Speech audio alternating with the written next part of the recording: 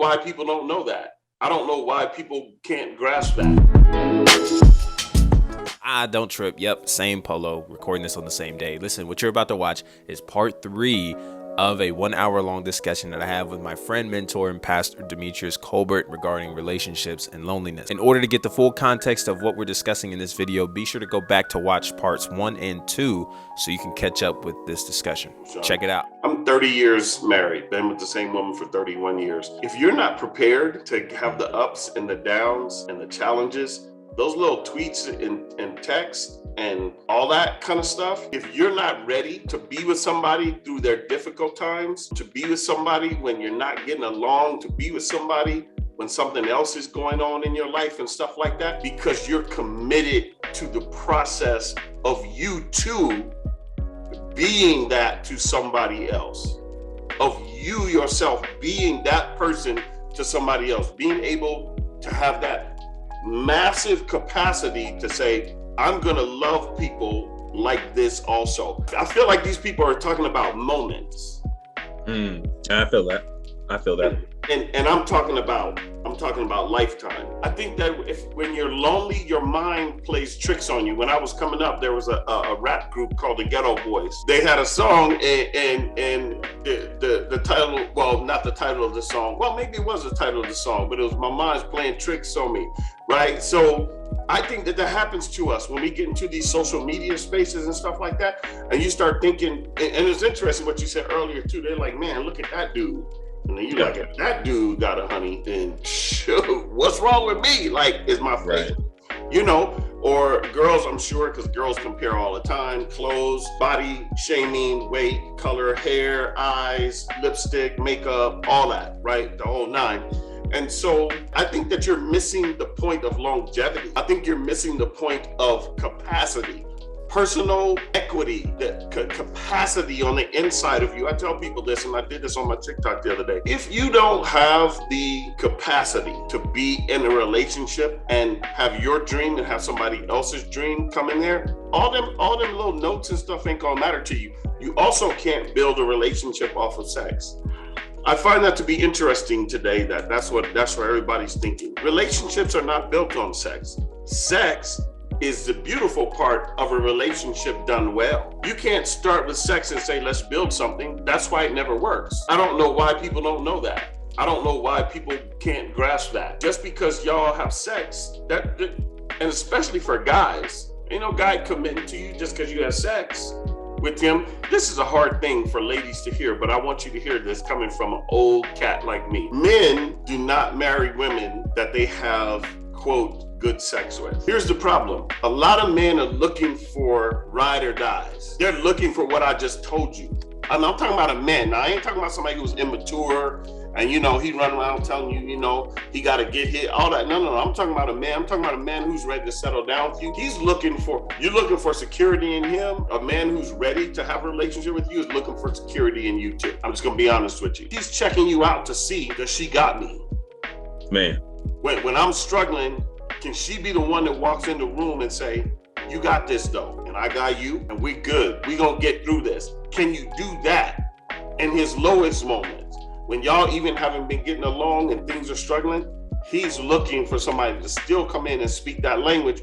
You should be looking for somebody to speak that language back to you too. If you're a woman, you should be looking for somebody to speak that language back to you too. This ideal of just having somebody, just for the sake of having somebody to pick up their phone and do that, well, you guys are, and on some level, I think you kind of created a culture that says that. You got Tinder and all these other things. Those apps are all about hooking up. Those apps are strictly about, let's me and you have sex and we go from there. So you're starting with the ideal of, I'm gonna find out if me and this person is connected based on this sex that we have. Right. What are we doing? Or based on the text, this girl, it's exhausting to feel invisible. To who? Because I'm gonna be honest with you. If you can't see yourself first, of course you're going to be invisible. See, because here's the difference. When you need something as opposed to want something, you're in trouble. If I need to have somebody validate me, as opposed to want to have somebody validate me because I'm willing to validate them too and bring something to the table on that,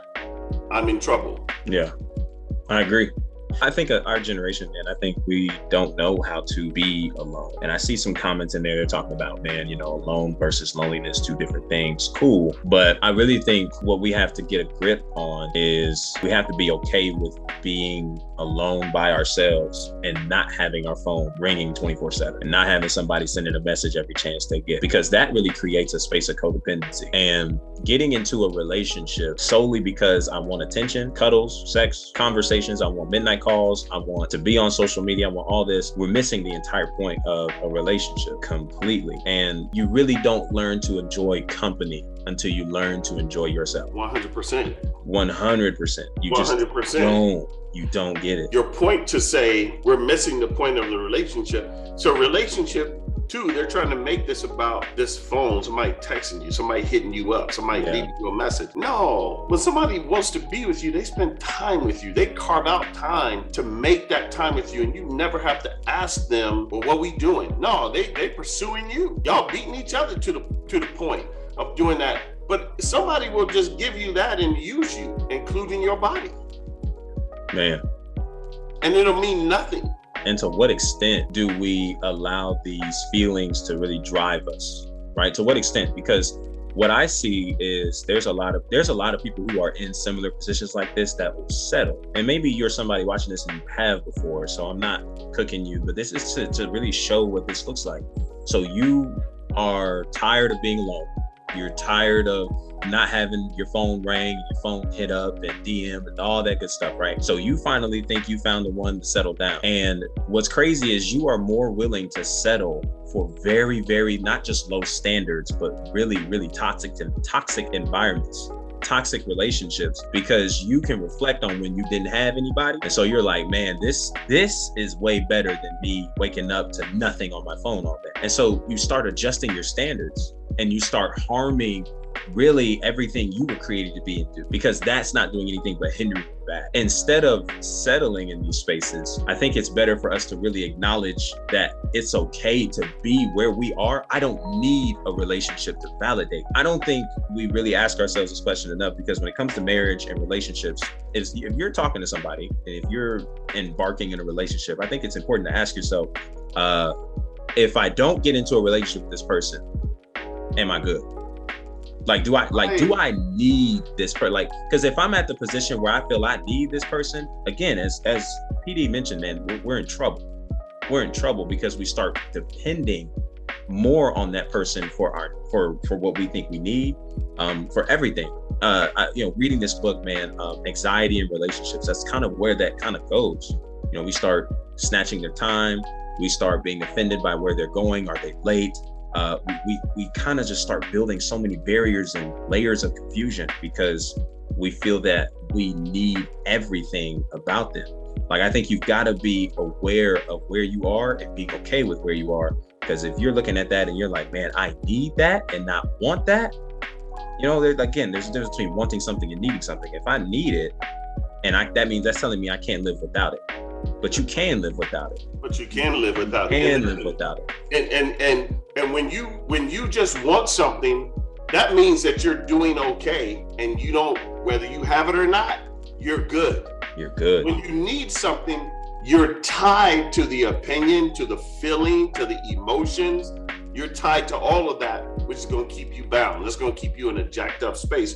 This girl says here, she's 20. She says, I always act like I don't care, but I just want to know what it really feels like to have someone really care. Man, okay, that's who I think you were referring to earlier. Mm-hmm. If you don't care about you, though, the first person has to be you. Yeah. Matter of fact, how can you expect somebody else to care about you when you don't care about you? More than you care for yourself. Right. It's got to be you. Story of my life. And when someone texts me, it feels exhausting to reply. Yeah, see, and then when you think of that, like, okay, well, then that's clearly something you don't want. We've got to be able to understand where that comes from. If you scroll further, I think this one is very relatable. I don't think many people would admit to this. She says, we got daddy issues. I feel alone. I feel alone all the time, even around people. And I think that's it. This has to deal with some of it. Some people, won't say all, but some people have these internal issues from home backgrounds. that we aren't addressing. Instead, we're just looking for it in somebody else. And we're willing to go to the extremes to have that feeling met, even if that means I'm sacrificing myself for a toxic relationship because I'm not alone. I'd rather this than not be alone. When you allow your emotions to take the driver's seat, you lose control and you start making decisions that you will later regret because you would rather be cuddled up in the fall and in the winter and have somebody to bring home to the family for Christmas and for Thanksgiving, because you're tired of answering questions on where your man at, where your woman at the Thanksgiving dinner table. Because we got to be able to put these things into perspective, because this I think is a huge issue for a lot of them, for a lot of people in this area. If you enjoyed this, be sure to go back and watch the previous parts of this conversation as we continue to open up about relationships and loneliness. Be sure to click the links down in the description for Demetrius Colbert's content and where you can find and reach him. And be sure to give a follow to the socials, TikTok, Instagram, Twitter, all of that good stuff down in the description below, where you can catch me and the content that I put out around social media. And as always, until our next conversation, be easy and be breezy, my friend. Peace.